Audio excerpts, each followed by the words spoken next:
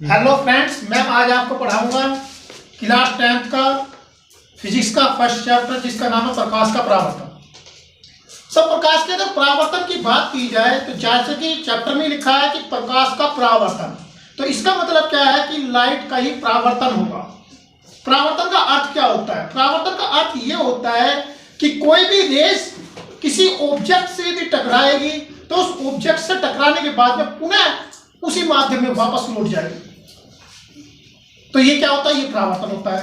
अगर उसका माध्यम चेंज हो जाए तो वो होता है अपवर्तन। अब इसमें सबसे पहले बात की जाए प्रकाश की कि प्रकाश है क्या। तो प्रकाश क्या हमें आंखों से दिखाई देता है? नहीं, प्रकाश हमें आंखों से कभी नहीं दिखाई देता। केवल प्रकाश को हम महसूस करते हैं और प्रकाश को महसूस हमारी आंखों के ज्ञानेंद्रियों के द्वारा होता है। प्रकाश जो कि अपने आप में ऊर्जा है, ऊर्जा का एक स्वरूप है। प्रकाश एक ऊर्जा का स्वरूप है, वो ऊर्जा को कभी भी देखा नहीं जा सकता। तो प्रकाश को देखा नहीं जा सकता। और प्रकाश क्या है? प्रकाश एक प्रकार की तुम्हारी ऊर्जा है। प्रकाश ऊर्जा है। अब ऊर्जा को भी चलने के लिए, यानी कि प्रकाश को भी चलने के लिए किसी चीज की आवश्यकता होगी। जिस प्रकार हमें चलने के लिए पैरों की आवश्यकता होती है, उसी प्रकार से प्रकाश को भी चलने के लिए एक माध्यम की आवश्यकता होती है, और वो माध्यम होता है इसका इलेक्ट्रोमैग्नेटिक वेव्स, विद्युत चुंबकीय तरंगें। प्रकाश जो होता है विद्युत चुंबकीय तरंगों के सहारे अपना रास्ता तय करता है, गमन करता है। तो प्रकाश जो चलता है वो चलता है इलेक्ट्रोमैग्नेटिक वेव, यानी कि विद्युत चुंबकीय तरंगों के रूप में।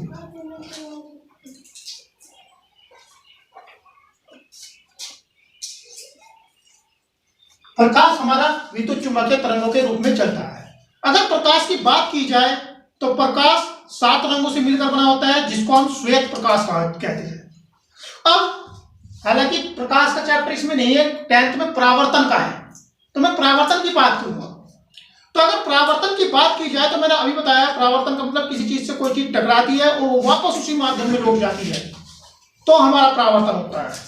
सपोज दैट ये कोई ऑब्जेक्ट है। ऑब्जेक्ट शीशा हो सकता है, मिट्टी हो सकती है, दीवार हो सकती है, कुछ भी हो सकता है माध्यम। प्रकाश उससे टकराता है और वापस लौटता है, तो परावर्तन होता है। कमरे में कोई शीशा नहीं लगाता कि भाई बाहर से सूर्य का प्रकाश हम अंदर ले गए, लेकिन सूरज निकलने के बाद भी तब भी हमारा प्रकाश कमरे के अंदर एंटर कर जाता है। तो वो जो कमरे के अंदर एंटर करता है प्रकाश, वो परावर्तन की वजह से करता है, क्योंकि बाहर जो सूर्य निकला है वे किरणें धरती से, दीवार से, किसी से भी टकरा के उसका कुछ अंश हमारे कमरे में आ रहा है। तो वही क्या है? वही परावर्तन है। तो प्रकाश किसी में ज्यादा परावर्तन होगा, किसी में कम परावर्तन होगा। शीशे की अगर बात की जाए तो शीशा ज्यादा से ज्यादा, सबसे ज्यादा पार्ट शीशा प्रकाश का वापस लौटने में सहायता देता है। अगर शीशे को मैं इस पर पृष्ठ मान लूं, जितना भी चिकना पृष्ठ होगा उतना ज्यादा सबसे अच्छा परावर्तन होगा। अगर चिकने पृष्ठ में मैंने शीशा लिया है कि ये कोई एक शीशा है, तो शीशे की कंडीशन क्या होती है? शीशे की कंडीशन ये होती है कि एक लेयर होती है, परत होती है कांच की, और उस कांच की एक परत के ऊपर दूसरी साइड पर तुम पॉलिश कर देते हो। इधर मैंने पेंट लगा दिया, पॉलिश कर दी, कोई सा भी पेंट लगा दो, उससे ही परावर्तन होगा। किसी से ज्यादा होगा, किसी से कम होगा, लेकिन परावर्तन अवश्य होगा। तो इसके जब एक साइड पे तुम पॉलिश कर देते हो तो दूसरी साइड क्या बन जाती है? दूसरी साइड पर परावर्तक बन जाती है, रिफ्लेक्ट बन जाती है, रिफ्लेक्शन करने लगती है, परावर्तक दूसरी साइड बन जाती है। परावर्तन का मतलब क्या होता है? परावर्तन का मतलब ये होता है कि कोई भी जब सूर्य का प्रकाश आता है और इससे टकराता है, तो टकराने के बाद में वो इस पॉइंट से वापस उसी माध्यम में लौट जाता है, क्योंकि प्रकाश ये शीशा है तो पार तो जाएगा नहीं, दूसरे माध्यम में तो प्रवेश नहीं करेगा। ये एक माध्यम था, सघन माध्यम मानो, सघन माध्यम मानो चाहे विरल माध्यम मानो, शीशे में एक ही माध्यम होता है। तो वो क्या करेगी? प्रकाश की किरण इसी माध्यम में वापस लौटाएगी।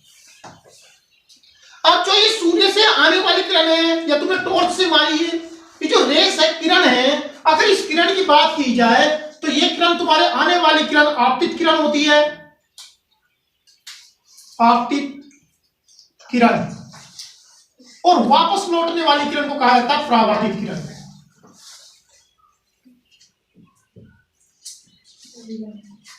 वापस लौटने वाली किरण को कहा जाता है परावर्तित किरण। ये प्रकाश इधर से आ रहा है और इधर को वापस लौट गया, तो ये आने वाली किरण आपतित किरण और टकरा के वापस लौटने वाली किरण परावर्तित किरण कहा जाता है। आपतित किरण और परावर्तित किरण के बीचों बीच से एक रेखा हम खींचते हैं, जो रेखा क्या होती है, ऑब्जेक्ट पर लंब होती है, और इसको हम अभिलंब बोला जाता है। अभिलंब किसी भी ऑब्जेक्ट से 90 डिग्री के एंगल पे बनाया जाता है। इसका अगर एंगल देखा जाए तो ऑब्जेक्ट पर 90 डिग्री का होता है, वही हमारा अभिलंब कहलाता है। तो ये जो बीच की रेखा है इसको हम कहेंगे अभिलंब।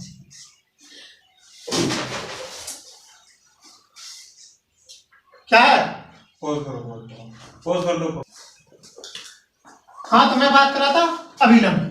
अभिलंब आपतित किरण और परावर्तित किरण के बीच में खींचा जाता है, जो कि क्या होता है, किसी भी ऑब्जेक्ट पर 90 डिग्री पे होता है। तो ये हमारा क्या कहलाएगा, अभिलंब। अब आपतित किरण जो है, आपतित किरण द्वारा एक एंगल बनता है हमारा θ1 कह दिया मैंने इसे, और परावर्तित किरण द्वारा दूसरा एंगल बनता है, उसको मैंने θ2 कह दिया कि ये एंगल फर्स्ट एंगल है, ये एंगल सेकंड एंगल है। तो आपतित किरण द्वारा जो एंगल बनता है उसको आपतन कोण बोला जाता है, आपतन कोण। और परावर्तित किरण द्वारा जो कोण बनता है उसको परावर्तन कोण कहा जाता है। परावर्तन कोण।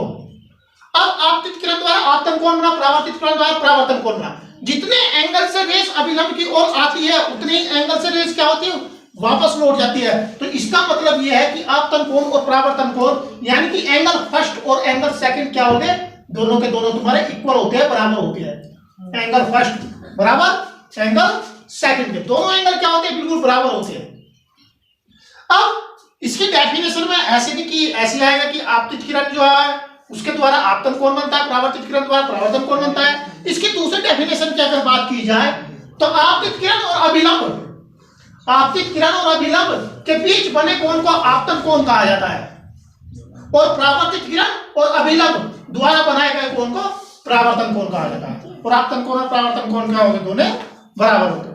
अगर आपतन कोण की बात की जाए तो आपतन कोण को आई से डिनोट किया जाता है, और परावर्तन कोण की बात की जाए तो परावर्तन कोण को आर से डिनोट किया जाता है। ये इनके एक सिंबल दे दिए, इनके नाम रख दिए कि आपतन कोण हमारा आई होगा, परावर्तन कोण क्या होगा, आर। तब इसके अनुसार एंगल आई बराबर हो जाएगा एंगल आर। अब इसके बाद में अगर बात की जाए, एक चुप हो जाओ, अब इसके बाद में मैं बात करता हूं कि हमारे अच्छा परावर्तन बात करें तो परावर्तन में अगर बात की जाए तो परावर्तन में हमारे दर्पण की बात आएगी, क्योंकि परावर्तन क्या होगा, सबसे बेस्ट परावर्तन दर्पण में होगा, शीशे में होगा। और शीशे क्या प्रकार के होते हैं, शीशे हमारे दो प्रकार के होते हैं, दर्पण हमारे दो प्रकार के होते हैं। अगर दर्पण की बात की जाए, दर्पण तो दर्पण हमारे टू टाइप्स के होते हैं। एक पहला टाइप होता है तुम्हारा समतल दर्पण, समतल दर्पण, और दूसरा तुम्हारा होता है गोलीय दर्पण।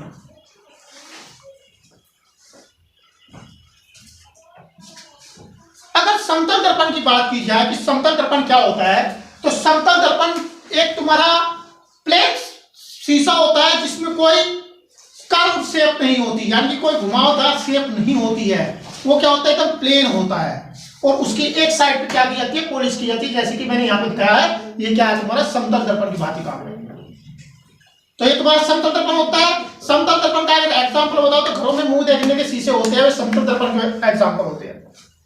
अब समतल दर्पण के बाद में दूसरे दर्पण की बात करें हम, गोलीय दर्पण। गोलीय दर्पण कैसा होता है, तो गोलीय दर्पण जो शेप में हल्के से गोल हो, हल्के से गोल हो या ज्यादा गोल हो, यानी कि शेप में गोलाकार होनी चाहिए, तो वे क्या कहलाते हैं, तुम्हारे गोलीय दर्पण कहलाते हैं। अगर गोलीय दर्पण की बात करें तो गोलीय दर्पण भी तुम्हारे टू टाइप्स के होते हैं, बात समझो।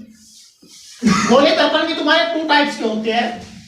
बात की जाए, पहला होता है तुम्हारे पास उत्तल दर्पण, और दूसरा होता है तुम्हारे पास अवतल दर्पण।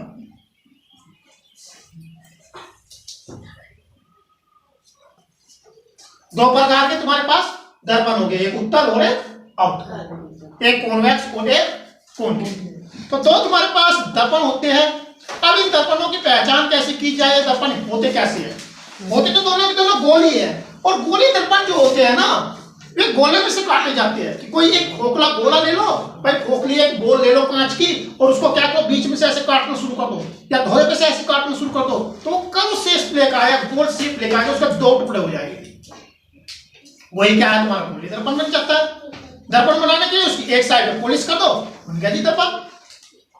तो गोली दर्पण की अगर बात की जाए तो गोली दर्पण तुम्हारा ये गोला होता है, कोई भी एक जिसे स्फीयर बोलते हैं, गोला होता है, और इस गोले को यदि बीच में से या साइड में से ऐसे क्रॉप कर दिया जाए, काट दिया जाए, तो ये क्या बन जाता है तुम्हारा इधर का हिस्सा, ये एक दर्पण बन जाएगा, ये एक दर्पण बन जाएगा। अब ये दर्पण नहीं बना क्योंकि अभी हमने इस पर पॉलिश की ही नहीं, अभी ये केवल एक कांच का गोला था, उसको हमने केवल कट किया है, क्रॉप किया है, और कट करने के बाद में ये क्या बना, दो पीस में कट गया।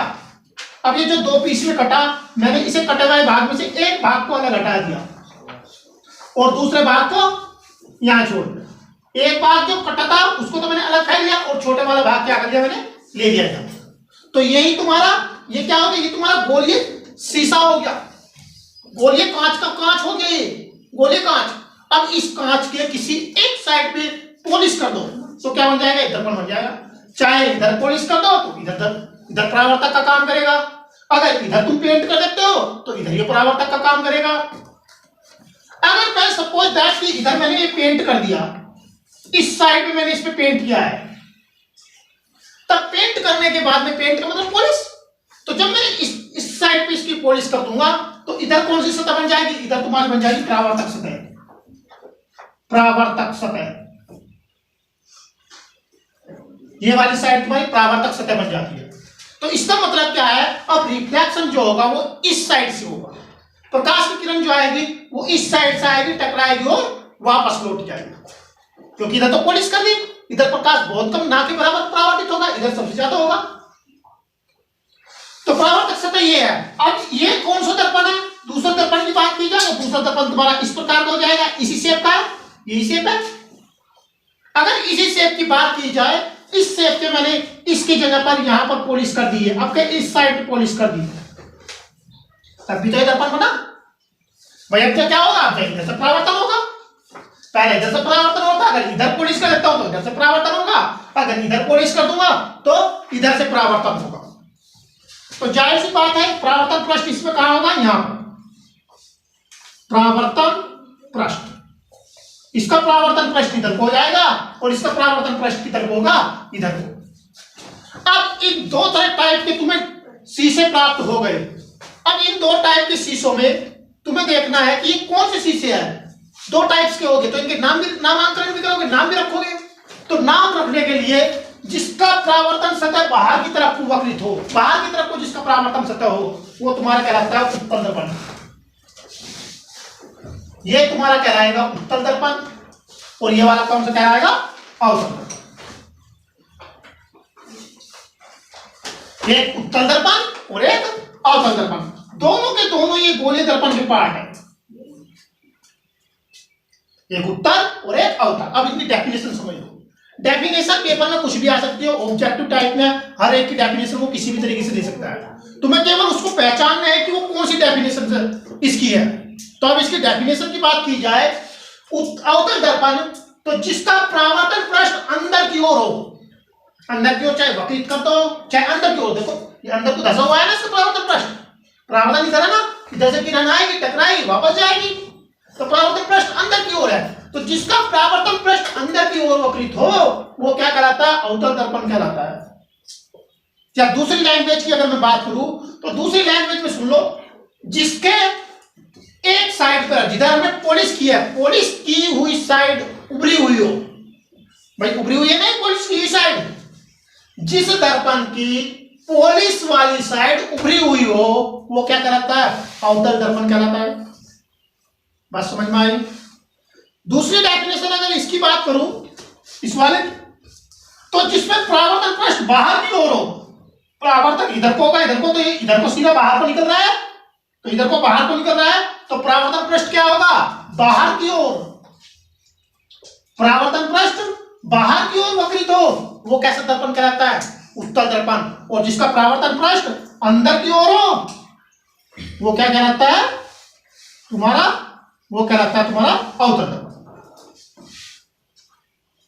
जिसका अंदर की ओर हो वो अवतल दर्पण, और जो बाहर की ओर हो उसे उत्तल दर्पण कहा जाता है। हाँ, तो आज की वीडियो में मैंने आपको प्रकाश के परावर्तन के बारे में बताया है और दर्पण के बारे में बताया है। आज के लिए इतना ही। अगर वीडियो अच्छी लगी हो तो लाइक करना, सब्सक्राइब करना और बेल आइकन पर क्लिक कर देना। अगली क्लास में मैं आपको बताऊंगा कि परावर्तन किस प्रकार होगा और इसके क्या क्या नियम है। नमस्कार।